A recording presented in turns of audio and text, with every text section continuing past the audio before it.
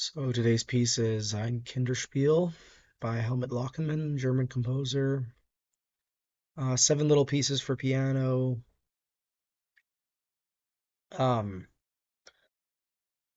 yeah, so the first time I heard this piece, actually I had to listen to the first movement of it in a classroom setting. This was like the first week of Intro to Composition at the University of Toronto. Um, and it was sort of like a mental exercise where the teacher was brainstorming with the class, like what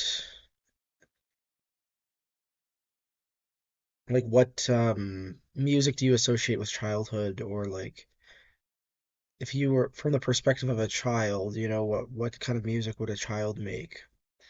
And it's a very different take on it, Lockenman's take, and I think it says a lot about his sense of humor and also about sort of you know, the philosophical aspects of modernism, really. The first movement, by the way, is just like a gigantic chromatic scale going all the way down the length of the piano. Um, so it's like, yeah, if a child, like if you encounter a piano for the first time, you're a child, you would play every key from the top to the bottom just to see how it sounds, right? Um, then there's six other movements that are kind of like that in that sort of spirit of discovery.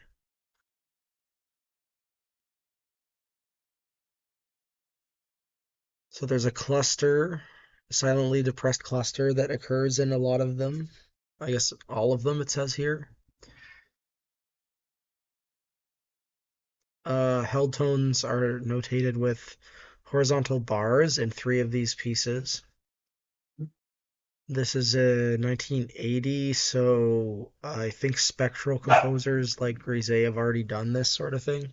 One movement called filter swing has a unique notation where notes, I mean, it's pretty obvious looking at it, but just to be specific, these note heads are when keys are lifted, and I guess there are some sections of it that can be omitted if they're too difficult to perform.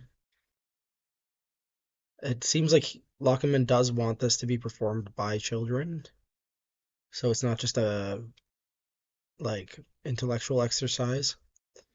But it is 17 minutes long, which is a lot for a child. Maybe it's intended to be excerpted, and you're not really supposed to play it as a cycle. Also up here it says dedicated to my son David.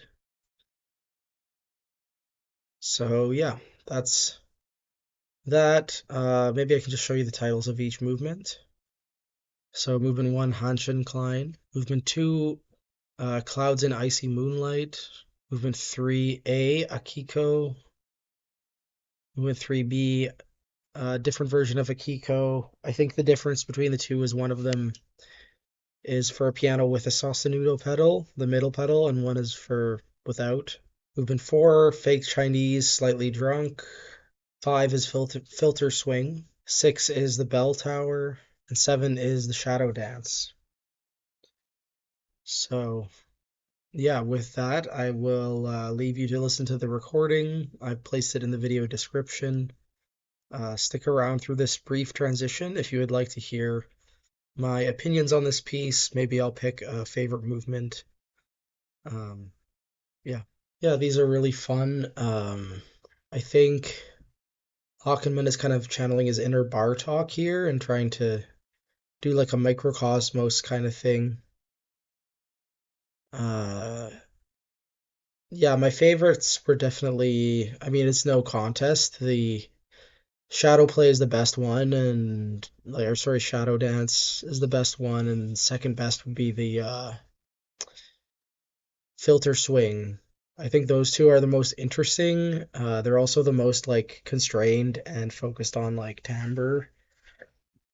A lot of the other ones sort of have like kind of meaningless little melodies in them, or like or too many layers of things going on. Like I think the bell tower one was probably the weakest, just because it had like way too much going on. Um, and the first movement, of course, is a really great way to open the cycle. I yeah, I kind of like it. Um, yeah, these would be fantastic to hear live, and not sure how often they're performed, but I think it's like an important addition to Lachenmann's work. I think uh, he kind of abandoned the music concrete instrumental eventually, anyways. So, I mean, here he kind of gets away with doing halfway between that and uh, conventional writing, just because it's like a programmatic piece. But I think a lot of these techniques of like using piano resonance in different ways. We've seen it a lot in like the Sciarrino pieces we've looked at, the Salvatore Sciarrino stuff. And here it's on full display. It's even more straightforward and plain, and it's almost like an introduction to these techniques. Super, super valuable for anyone who's not familiar with them. All the comments seem pretty positive. Only has 5K views. Apparently, this is Lachenmann performing them himself. That's kind of interesting. Yeah, so there should be something up next. Let me just pull it up here. It's Mists by Xenakis, which is a really intense one. Not very familiar with it, honestly. I've maybe listened to it once before, so that'll be good. That'll be a good addition to this week.